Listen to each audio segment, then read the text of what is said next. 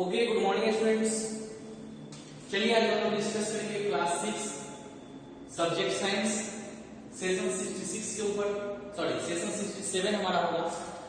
ये जो डायग्राम आप देख रहे हैं सेम टू सेम डायग्राम आप चैप्टर सेशन 66 में भी देखेंगे। उसमें ये बताया गया था कि क्लाउड का फॉर्मेशन कैसे होता है। आपसे पूछा जा सकता है कि हाउ क्लाउड इज फॉर्म, तो आप सीधा सीधा कहेंगे कि when your water is evaporates and it convert into the gaseous form and then cloud is formed। एक ये तरीका है। दूसरा, ट्रांसपीरेशन एक प्रोसेस होता है प्लांट में। जब प्लांट का फोटोसिंथेसिस होता है तो उसमें ट्रांसपीरेशन हो रहा है। ट्रांसपीरेशन कहने का मतलब है कि वाटर का कुछ हिस्सा निकल करके इन्वायरमेंट में जा रहा है, ये भी क्लाउड फॉर्मेशन में हेल्प करता है। तो जब प्लांट की कटिंग होती है तो समझ जाइए कि वहां भी एक समस्या क्रिएट होगा जिससे क्लाउड भी नहीं बनेगा, और जब क्लाउड नहीं बनेगा तो बारिश नहीं होगी, यानी कि वाटर का रिचार्ज नहीं होगा। तो आप ये जो डायग्राम आप देख रहे हैं इसको हम लोग कह सकते हैं वाटर साइकिल। क्या कहेंगे? वाटर साइकिल कह सकते हैं। क्लियर? अब यहाँ पे एक डायग्राम आपको मैं बता रहा हूँ कि वाटर साइकिल में ध्यान रखिएगा, इस तरीके से क्लाउड फॉर्मेशन होता है और तब जाके वाटर बनते हैं और वाटर फिर से रिचार्ज होता है हमेशा। अब ये चीज आपको समझना है कि वाटर तीनों फॉर्म में कैसे बदलते हैं, सॉलिड से लिक्विड, लिक्विड से गैस, ये जो बदलते हैं इसको कहते क्या है, जरा इसको आप समझ लीजिए। अब इसको मिटा दे रहा हूँ, ये माउंटेन वगैरह हो गया, लेक हो गया, पॉन्ड हो गया, रिवर हो गया, सी हो गया, यहाँ से वाटर ऊपर जाएगा और ऊपर से नीचे जाएगा। ये कंटिन्यूअसली आता रहता है, ये पूरे लाइफ टाइम जब से हम लोग देख रहे हैं तब से चलता रहेगा, और जब तक अर्थ है तब तक चलता रहेगा। जिस दिन ये साइकिल खत्म हो जाएगा उस दिन अर्थ की भी समाप्ति हो जाएगी। यहाँ पे कोई लाइफ नहीं बचेगा, न प्लांट बचेंगे, न एनिमल बचेंगे। इसीलिए कहा जाता है रेडियो टेलीविजन पे आप देखते होंगे, सेव वाटर सेव अर्थ। ठीक है, तो इसको मैं मिटा रहा हूँ। नेक्स्ट जो पॉइंट हम लोग को समझना है उसमें समझना है कि कैसे सॉलिड, लिक्विड, गैस एक स्टेट से दूसरे स्टेट में कन्वर्ट होता है, और कन्वर्ट होता है तो उसको हम लोग क्या कहते हैं, उन चीजों को हम लोग को समझना है। क्लियर? तो देखिए, जैसे वाटर हमारा तीनों स्टेट में मौजूद है, सॉलिड, लिक्विड, गैस तीनों स्टेट में मौजूद है। तो अब इसमें देखिए थोड़ा सा ये बहुत इंपॉर्टेंट चीज है, यही साथ आपको सब मिल भी जाएगा, होमवर्क भी मिल जाएगा। मान लीजिए ये है सॉलिड और ये है लिक्विड और ये है गैस, है ना। ये तीनों स्टेट में वाटर मौजूद होता है। जब वाटर आपने फ्रिज में डाला, वाटर वो कन्वर्ट हो जाता है सॉलिड में। इस चीज में, इस प्रोसीजर को हम कहते हैं फ्रीजिंग। क्या कहते हैं? फ्रीजिंग कहते हैं। और जब यही सॉलिड लिक्विड में बदलता है तो इसको हम लोग कहते हैं मेल्टिंग। क्या कहते हैं? मेल्टिंग। और जब लिक्विड हमारा गैस में बदलता है तो उसको बोलते हैं इवेपोरेशन। क्या कहते हैं? इवेपोरेशन। और जब गैस हमारा लिक्विड स्टेट में बदलता है तो इसको हम लोग कहते हैं कंडेंसेशन। क्या कहते हैं? कंडेंसेशन। और सॉलिड जब डायरेक्टली गैस स्टेट में बदल जाएगा without changing into liquid state, तो इसको हम लोग कहेंगे सब्लिमेशन। क्या कहेंगे? सब्लिमेशन। और जब गैस डायरेक्टली जब लिक्विड सॉलिड फॉर्म में बदल जाएगा तो इसको हम लोग कहेंगे डिपोजिशन। क्या कहेंगे? डिपोजिशन। अब ये डायग्राम आप ध्यान रखिएगा और आपको इसी में डेफिनेशन लिखना है आपको खुद से। अब आपसे हम डेफिनेशन आपको क्या लिखना है, फर्स्ट में लिखना है फ्रीजिंग का। क्या लिखना है? फ्रीजिंग। क्या डेफिनेशन लिखेंगे? आपको अगर खुद से नहीं लिखाएगा तो आप वीडियो को रिकैप करके आप फिर से सुन के लिखिएगा। The process by which liquid substances converted into solid state is called freezing. पहला डेफिनेशन। दूसरा डेफिनेशन फिर से सुन लीजिए, liquid state is converted into solid state is called freezing. दूसरा हमारा डेफिनेशन होगा melting.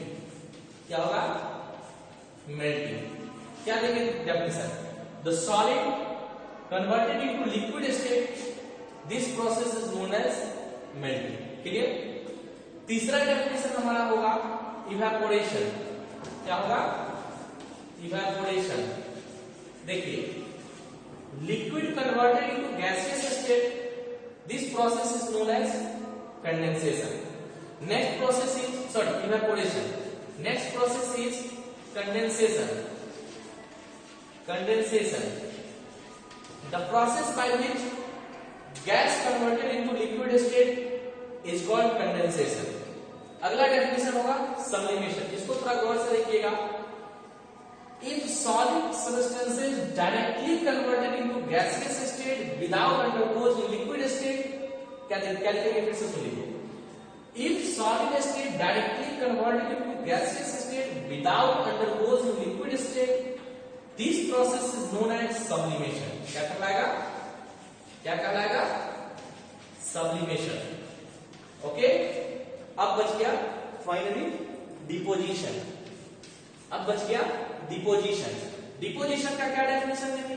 The process by which gas directly converted into solid state without undergoing liquid state, this is known as deposition. Okay, deposition. ठीक है, ये तीनों state में कैसे solid liquid gas एक स्टेट से दूसरे स्टेट में कन्वर्ट होते हैं, ये प्रोसीजर आपको ध्यान रखना है, ये चार्ट आपको ध्यान रखना है, और ये इसमें 6 के 6 डेफिनेशन आपको बताना है। ठीक है, ये प्रोसीजर हो गया। अगला जो नेक्स्ट पॉइंट है इसमें, वो हम लोग देखेंगे फॉर्मेशन ऑफ क्लाउड। ठीक है, फॉर्मेशन ऑफ क्लाउड। अब इसमें देखिए formation of cloud. Formation of cloud, अब इसमें दो बात बहुत इंपॉर्टेंट है। पहली बात इवेपोरेशन, और दूसरी बात ट्रांसपीरेशन।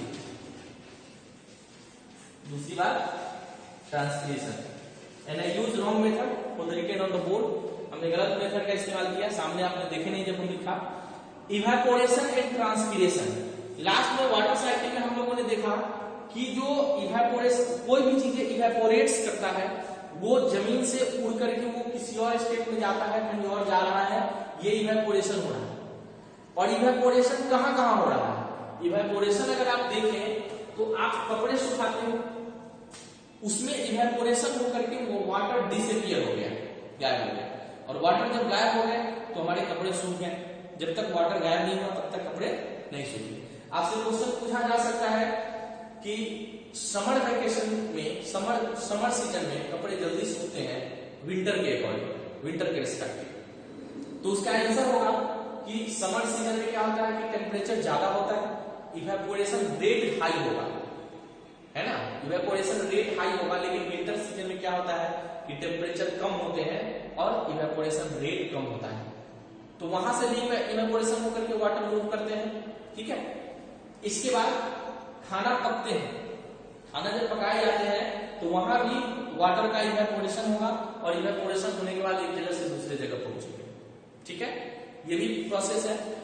जमीन पे सन के कारण या सन नहीं है, फिर भी इवेपोरेशन के लिए टेम्परेचर का होना और टेम्परेचर का कम होना, ज्यादा होना, वो सारी बातें पे डिपेंड करता है।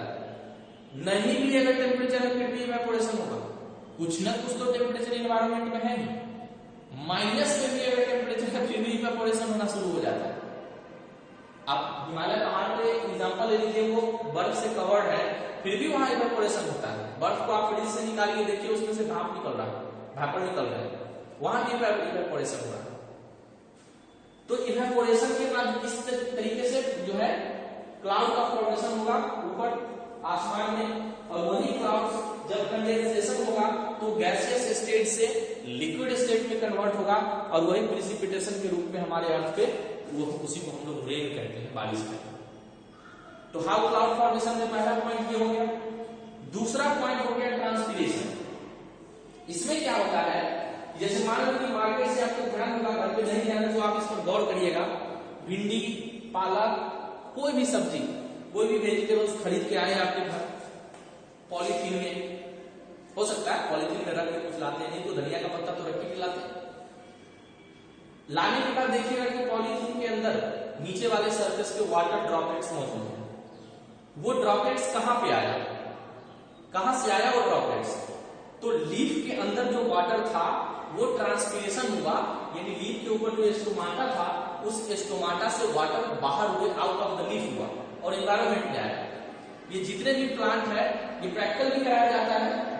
अनफॉर्चुनेटली क्लास आपका ऑनलाइन चल रहा है, ऑफलाइन में नहीं, तो बहुत सारे ये सब प्रैक्टिकल भी कराते हैं। तो ट्रांसपिरेशन जो है वो लीफ के माध्यम से बहुत सारे प्लांट, बहुत सारे वाटर एनवायरमेंट में रिलीज होते हैं वो गैसियस फॉर्म में, और वही फिर क्लाउड फॉर्मेशन करता है।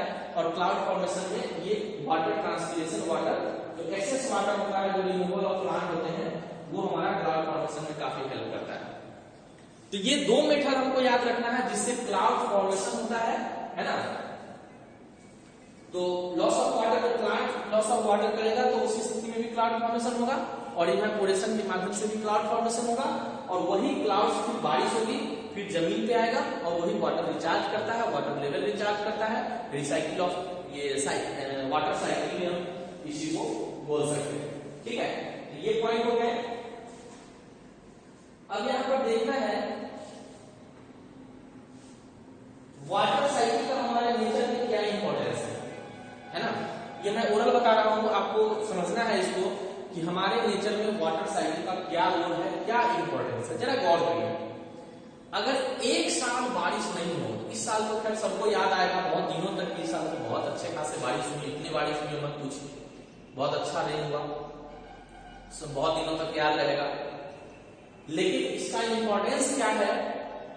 और साल क्या होता था, दिसंबर आते आते, दिसंबर के जस्ट बाद आपको लगेगा कि कल सूखने लगे, लेकिन इस बार ऐसा नहीं है। वाटर साइकिल का ये देन है कि हमारे अर्थ पे पानी की मेंटेन होता है, जिस कारण से प्लांट और एनिमल सस्टेन कर पा रहा है। अगर वाटर साइकिल ना होता तो प्लांट और एनिमल हमारे सस्टेन नहीं कर पाते, हम सस्टेन नहीं कर पाते। एक साल अगर बारिश नहीं होगी, एक साल अगर रेनी सीजन नहीं आएगा 2 महीनों के लिए, तो उसका हाहाकार मच जाएगा, न कोई एग्रीकल्चर एक्टिविटी होगा, न कोई प्लांट जिंदा रहेंगे। एक साल के अंदर इतनी बड़ी तबाही हो सकती है। ग्राउंड में भी वाटर नहीं रहेगा तो आप कितनी खेती करेंगे, और खेती नहीं होगी तो फिर ग्रेन्स कहां से आएगा, अनाज कहां से आएगा। और बात यहां सिर्फ खेती की ही नहीं है, जो बड़े बड़े फॉरेस्ट है उसको तो हम पानी पटाने नहीं जाते हैं ना, उसकी जो वाटर एवेबिलिटी है वो तो जमीन के अंदर से ही है। तो इस तरीके से जमीन के अंदर से भी पानी उसको मिलेगा, तभी मिलेगा जब रेन होंगे, जब ग्राउंड वाटर रिचार्ज होगा। तो ये बहुत बड़ा इंपॉर्टेंस रखता है आपका वाटर साइकिल। तो ये प्रोसेस हम लिख करके नहीं बता रहे हैं, शॉर्टली बता रहे हैं, आपको खुद से पॉइंट बना करके बताना होगा कि नेचर में वाटर साइकिल का क्या इंपॉर्टेंस है, ठीक है, और कैसे वो हमारे लाइफ को सस्टेन करने में हेल्प करता है। नेक्स्ट वीडियो में हम लोग डिस्कस करेंगे कि वाटर को कैसे हम स्टोर करें, कैसे सेफ, मतलब सेफ वाटर, सेफ अर्थ। अब बहुत सारे स्लोगन सुने होंगे, है ना, पेड़ बचाइए, अर्थ बचाइए। तो इस तरीके का स्लोगन है, जब पेड़ है तो पानी है, तो पानी, पेड़ और अर्थ का बहुत बड़ा रिश्ता है।